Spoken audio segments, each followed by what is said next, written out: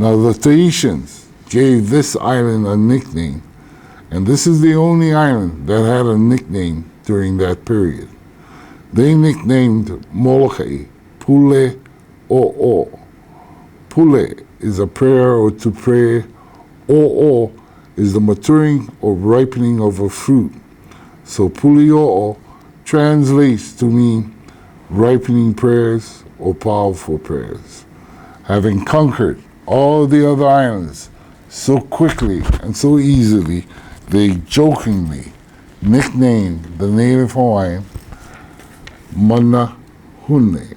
Now, mana is the spiritual energy that the ancient ones believe we are all born with.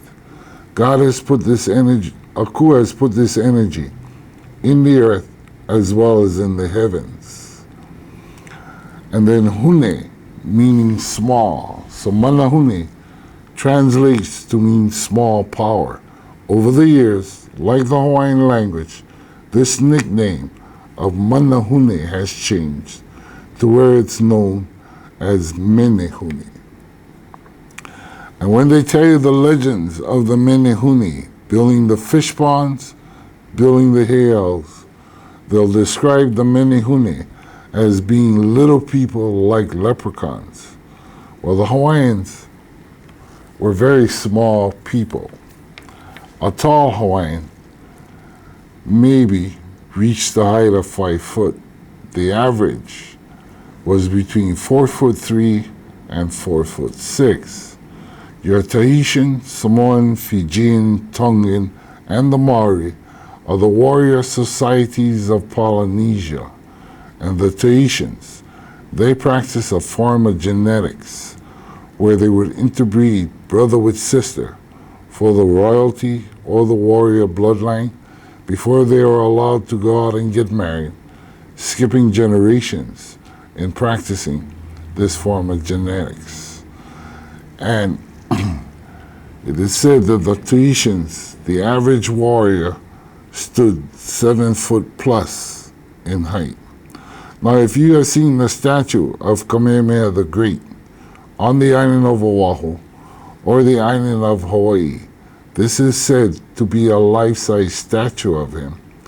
And Kamehameha the Great was considered to be an average warrior, standing 7'3" in height.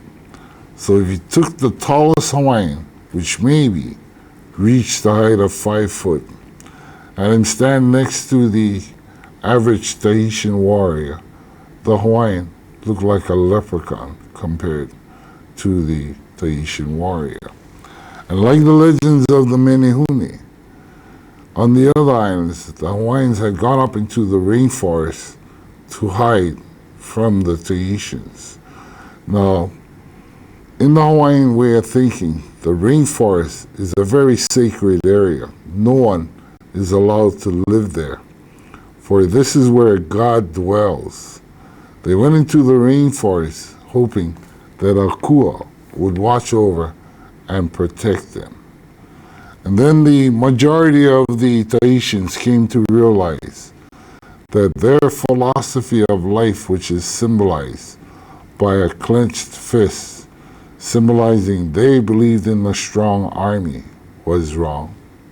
They put down their weapons and tried to pick up a bowl of light, which was the native Hawaiians' philosophy of life. But they knew very little about the native Hawaiian, their philosophy, their culture, what little they could learn. They took it, incorporated it into their own culture, their own legends. The ruling class of the Tahitians, they had conquered the people, they had conquered the islands, but they couldn't conquer the kahunas of Hawaii. So they did a second migration back to Tahiti, gather up the most powerful of kahunas they could find there, return back to Hawaii, and these kahunas that they bring in from Tahiti still could not compete against the kahunas of Hawaii. But these kahunas that they bring in from Tahiti are the ones that bring in the practice of human sacrifice. Now the Hawaiians, philosophy of life is that at birth, each of us is given a bowl, and in this bowl is what they call the true light. Remembering that the Hawaiian way of speaking is to do it in metaphors, and the bowl is a metaphor for your body. The light is you. The mountain that we are all climbing is life. Now, in this concept, what we are supposed to do on this earth in this life is nurture this light that is in the bowl. In nurturing the light, you cause your light to grow, and once you have gotten your light to grow to its fullest, you will have gained all knowledge. You will be able to fly with the birds, swim with the sharks. They also say that each and every one of us is climbing the same mountain.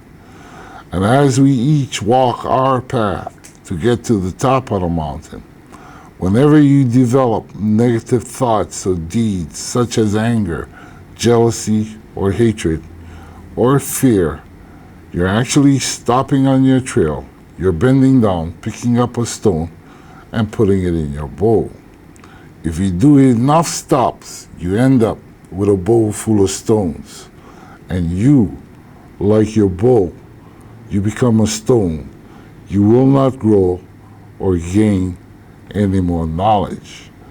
If at any time you wish to change, they tell you that it's really very simple. All you've got to do is turn that bowl upside down, allow the stones to fall. When you right side of the bowl, the light will be there. Begin to nurture the light.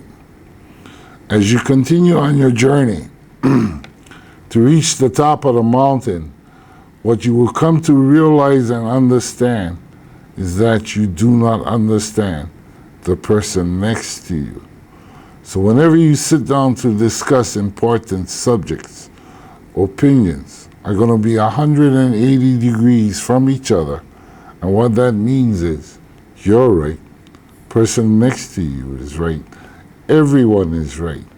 For opinions come from the path that we walk as we try to reach the top of the mountain. And once you've reached the top of the mountain, where you're able to walk the perimeter of the mountain, looking down on each and every trail that leads up to the top of the mountain, only then and then alone will you be able to understand the person next to you as well as the rest of the people.